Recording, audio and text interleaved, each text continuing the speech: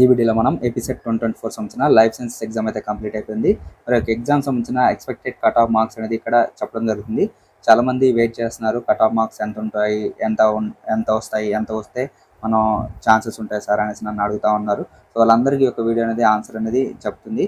కాబట్టి ఒక వీడియోను చివరి వరకు చూడండి, ఖచ్చితంగా అర్థమవుతుంది. ఇంకేమైనా డౌట్స్ ఉంటే కామెంట్ చేయండి, ఖచ్చితంగా మీకు రిప్లై ఇస్తాను. మొదటిసారి నా ఛానల్ చూసినట్లయితే మన ఛానల్ నుంచి CSR net life sciences online coaching ఉంది. ఈ బ్యాచ్ అనేది మనకి ఈ మంత్ 10th స్టార్ట్ అవుతుంది. అలాగే UGC net environmental science coaching కూడా ఈ మంత్ 10th స్టార్ట్ అవుతుంది. కాబట్టి ఎవరికైనా ఇంట్రెస్ట్ ఉంటే మాత్రం ఇక్కడ స్క్రీన్ మీద కనిపిస్తున్న నెంబర్ కాల్ చేసి ఫుల్ డీటెయిల్స్ తెలుసుకోవచ్చు. అలాగే ఏపీసెట్ కూడా మనం కోచింగ్ అయితే ఇవ్వడం జరిగింది. ఒకవేళ మరలా మీరు ఏపీసెట్ ఎగ్జామ్ ఫ్యూచర్లో రాయాలనుకుంటే మాత్రం ఈ ఛానల్ అనేది మీకు చాలా బాగా యూజ్ అవుతుంది. ఓకే, సో మరి Andhra Pradesh state eligibility test exam life science exam అయితే కంప్లీట్ అయిపోయింది. నేను నా ఛానల్లో పోస్ట్ చేశాను, పబ్లిక్ పోస్ట్ చేశాను. అలాగే నా దగ్గర ఒక 20 మెంబర్స్ స్టూడెంట్స్ ఉన్నారు, వాళ్ళకు కూడా పోల్ పెట్టాను.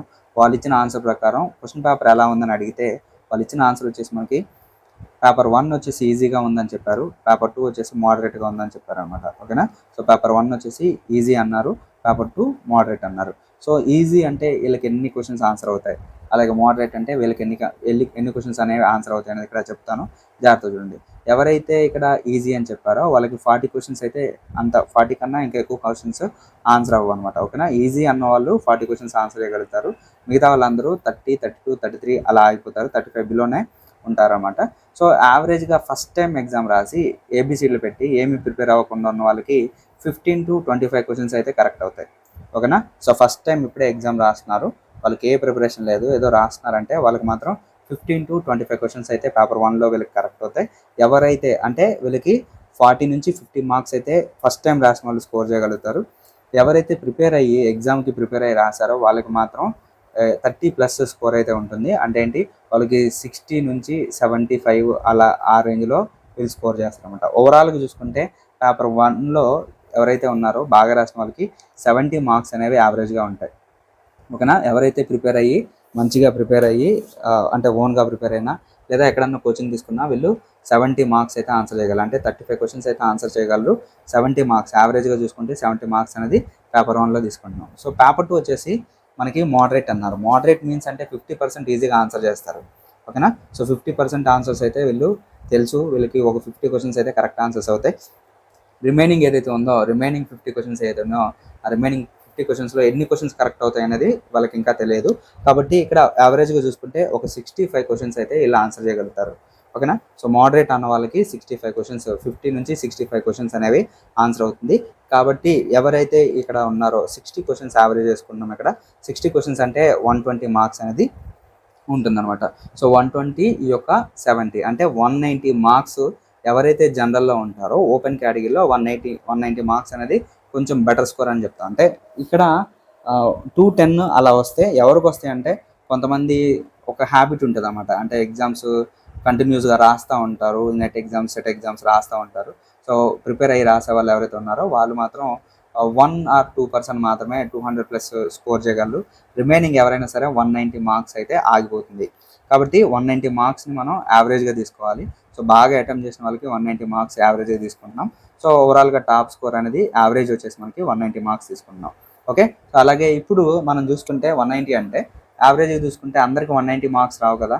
సో కాబట్టి మనం ఎవరైతే ఓపెన్ కేటగిరీలో ఎవరైతే ఉన్నారో ఓపెన్ కేటగిరీలో ఉన్న వాళ్ళకి 175 నుంచి 183 అలా కట్ ఆఫ్ అయితే ఉండబోతుంది. ఓకేనా, సో 175 నుంచి 183 కట్ ఆఫ్ అయితే ఓపెన్ కేటగిరీలో ఉంటుంది.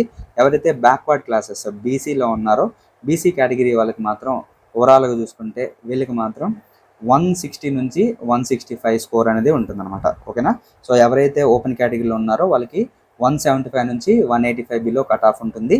ఎవరైతే ఇక్కడ బ్యాక్వర్డ్ క్లాసెస్ బీసీలో ఉన్నారో వాళ్ళకి మాత్రం 160 నుంచి 165 స్కోర్ అయితే ఉంటుంది. ఎవరైతే ఎస్సీ కేటగిరీలో ఉన్నారో ఎస్సీ కేటగిరీ ఉన్న వాళ్ళకి మాత్రం 155 నుంచి 162, 163 అలా ఉంటుంది. ఎవరైతే ఎస్టీ కేటగిరీలో ఉన్నారో 148 నుంచి 155 బిలో స్కోర్ చేస్తే కొంచెం వీళ్ళు మ్యాక్సిమం క్వాలిఫై అయ్యే ఛాన్సెస్ 90% ఉంటుంది. ఓకేనా, సో ఐ హోప్ మీకు అర్థమైంది అనుకుంటున్నాను. సో నేనేమనుకున్నా అంటే ఓపెన్ కేటగిరీలో ఎవరైతే ఉన్నారో ఓపెన్ కేటగిరీలో వాళ్ళకి 175 నుంచి 185 మధ్యలో ఉంటుంది. నాకు తెలిసి కట్ ఆఫ్ అనేది తగ్గిపోతుంది అని నా ఒపీనియన్. లాస్ట్ ఇయర్తో కంపేర్ చేసుకుంటే ఈ ఇయర్ కొంచెం తగ్గిపోతుంది అనేసి నేను అనుకుంటున్నాను. కాబట్టి ఎవరైతే ఓపెన్ కేటగిరీ ఉన్నారో 175 నుంచి 185 మధ్యలో ఉంటుంది. అదే ఎవరైతే బ్యాక్వర్డ్ క్లాసెస్ ఉన్నారో బీసీలో ఉన్నారో వాళ్ళకి మాత్రం 160 నుంచి 165, 168 అలా అయితే ఉండబోతుంది. ఎవరైతే ఎస్సీ కేటగిరీలో ఉన్నారో వీళ్ళకి మాత్రం 155 నుంచి 165 బిలో అయితే వీళ్ళకి స్కోర్ అనేది ఉంటుంది. ఎవరైతే ఎస్టీ కేటగిరీలో ఉన్నారో ST category and third gender category ఎవరైతే ఉన్నారో వీళ్ళకి మాత్రం 145 నుంచి 155 బిలో ఉంటే వీళ్ళకి ఈ రేంజ్లో మనకి కట్ ఆఫ్ అయితే ఉండబోతుందని నేనైతే ఎక్స్పెక్ట్ చేస్తున్నాను. అంటే ఇది ఓన్లీ నా పర్సనల్ గెస్ మాత్రమే, ఇది 100% అఫీషియల్ కాదు. సో నేను ఇక్కడ నా ఛానల్లో వచ్చిన ఏదైతే పోల్స్ కావచ్చు, లేకపోతే నా దగ్గర ఉన్న స్టూడెంట్స్ కావచ్చు, వీళ్ళని కంపేర్ చేసుకొని వీళ్ళకి ఎన్ని ఆన్సర్స్ కరెక్ట్ అవుతాయి అనేది ఒక అనలైసిస్ చేసి చెప్పడం జరుగుతుంది. అంతేకాని 100% షూర్ కాదు. కాబట్టి ఒకసారి అర్థం చేసుకోండి. నేను అంటే ఏ ఇన్ఫర్మేషన్ లేనప్పుడు ఏదో ఒక ఇన్ఫర్మేషన్ అనేది ఉంటే మీకు యూజ్ అవుతుంది. కాబట్టి సో ఎవరైతే 155 ప్లస్లో ఉంటారో 155 ప్లస్లో ఉంటే మీరు సేఫ్గా ఉన్నట్టే. మ్యాక్సిమం 155 ప్లస్లో ఉంటే మీరు సేఫ్గా ఉన్నట్టే. ఒకసారి మీరు చెక్ చేసుకోండి. అంటే యాక్చువల్లీ నేను క్వశ్చన్ పేపర్ చేద్దాం అనుకున్నాను, బట్ నాకు క్లాసెస్ వల్ల నాకు కుదరట్లేదు. ఇప్పుడు కూడా ఈ టైంలో నేను వీడియో రిలీజ్ చేయడం జరుగుతుంది. కాబట్టి మొదటిసారి నా ఛానల్ చూసినట్లయితే ఈ ఛానల్ మీరు ఫాలో అవుతూ ఉండండి. యూస్ఫుల్ ఇన్ఫర్మేషన్ అనేది రావడం జరుగుతుంది.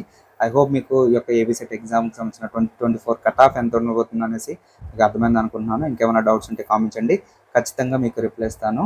అలాగే మొదటిసారి నా ఛానల్ చూసినట్లయితే మన ఛానల్లో కోచింగ్స్ అనేవి ఉన్నాయి. మన ఛానల్ నుంచే కోచింగ్ అనేది ఉంది తెలుగులో. కాబట్టి ఈ యొక్క అవకాశాన్ని ఎక్కువ మందికి షేర్ చేయడానికి ట్రై చేయండి. నా ఛానల్ మీరు సబ్స్క్రైబ్ చేసుకోవాల్సిన అవసరం లేదు, బట్ ఎక్కువ మందికి షేర్ చేయడానికి ట్రై చేయండి. Thank you so much to all.